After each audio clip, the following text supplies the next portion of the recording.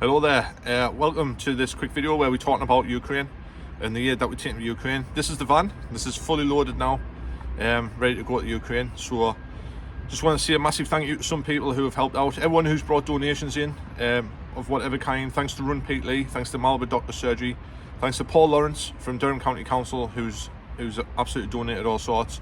All these people, the people who've brought money in, all that sort of stuff. Without your help and support we couldn't have done this. So the van's fully loaded. Next step is on the boat. It's going to go to Newcastle to Amsterdam. Then I've got to get over to the Poland-Ukraine border. Good morning and welcome to this video, which is end of day one on our trip back to the Ukraine with aid. We're going as far as Lublin, East End Veterans are, which is where we dropped the aid off 2 years ago. So it's quite fitting that we're going back there to do it again. And the idea is that it's like 2 years into it, you know, so what's changed? What's different and what's changed from when we went 2 years ago, basically. So that's the idea of it. Day one's just finished. We're about to embark on day two. I'm in Eastern Germany at a place called Badenburg at the moment. I'm about 45 minutes to an hour away from Berlin. The day started on Sunday night when I got on the boat, and I was supposed to be travelling with a bunch of Polish guys who the Polish Centre in Newcastle had put us in contact with. Basically I got in the boat, got in my cabin and got a text message saying we've got a problem. The boat set sail. I lost my phone signal, I only had the boat's Wi-Fi, so I didn't hear off them again until I got to Amsterdam. And then when I got to Amsterdam I heard off them again, and basically one of their vehicles at the port had broken down, didn't get on the boat, so they were changing that vehicle and going to sail last night.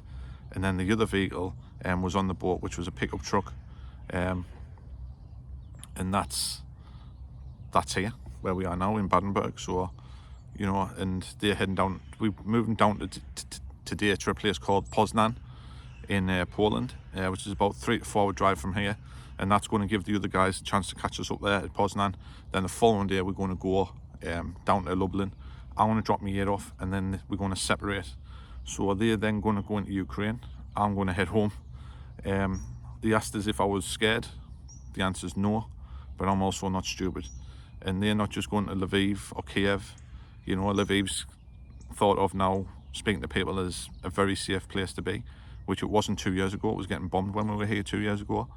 But they're going well into Eastern Ukraine with aid. And no, I'm not doing that. So call us what you want, I don't really care, but I'm definitely not doing that.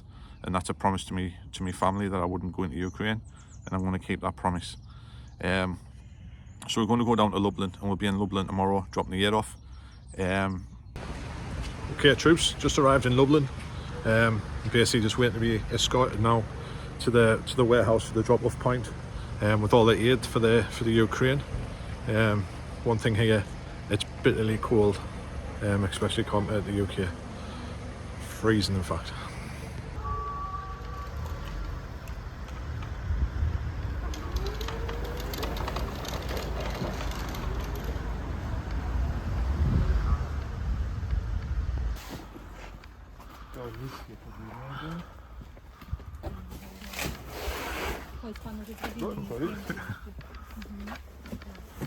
Let's make some photos with you. All of us are from municipality of Lublin, from International Cooperation Office. My name is Anastasia, it's Evelina and Bartek. From the beginning of the world war in Ukraine, we helped. Yeah. As good as much as we could. Yeah. As we were able to do this. And what else? 2 years of war and expectations from refugees changing. Okay. And what we need now is Wsparcie dla uchodźców, można powiedzieć, bierze. Dotyczy edukacji, potrzeb społecznych. Tutaj na miejscu. Tutaj na miejscu. Ale my pomagamy Ukrainie. Tak. What we do now is we trying to help Ukrainian people being abroad on the Ukrainian territory, but also we trying to help people, refugees being here in Lublin. Yeah. And Powiedz, że działania wojenne są coraz większe, a pomocy jest coraz mniej. Yeah, and the truth is that war is increasing. I mean, aggression is beginning wars and wars, and help from all over the world is Low not and low. efficient, and it is becoming less. Yeah. So from 2 years ago, you're not seeing as much aid as what you were getting 2 years ago when the war started? It is not increasing, but decrease. Yeah. So And how much are the people of the Ukraine still in need? in the city? How much in need are they still for aid and for help? We count that 30,000 of Ukrainian refugees living in Lublin. Some Yeah. of them are employing, they are working, studying, but 500-600 are living in mass shelters. Yeah.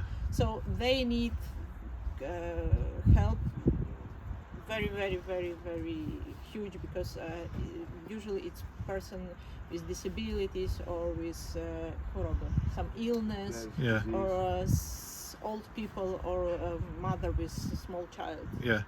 So it's 500-600 in Lublin in very big need, and near 30,000 live in Lublin. Right.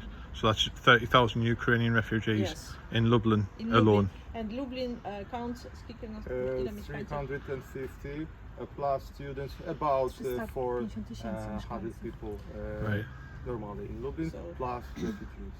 Right. 10% Yeah. of inhabitants. Just from us, massive thank you for helping us for a drop-off point and being able to bring the aid over to you from the UK. Thank you very much. So after we've dropped the aid off, we received photos from Poland of the aid going into Ukraine and being received by the soldiers and the people of Ukraine. All the aid went out to the east of Ukraine, deep into where it's all so badly required. But that wasn't the end of our story. From there, we had to get home, and unfortunately, we had some bad news on the way home with the van breaking down in Poland. We had to get recovery, and then the van had to stay behind. With the van staying behind, that meant that I had to continue my travels on my own, and I ended up in this very derelict place in Poland to get the train. From there, on the train, I got the train up to Berlin. Got to Berlin, had to spend another night away, spent the night in a hotel in Berlin. Then the next day, it was down to the Berlin airport. Before I left though, I had to have a quick currywurst, one of my favourite meals from my time in Germany. And then it was onto the plane, and it was home time for me.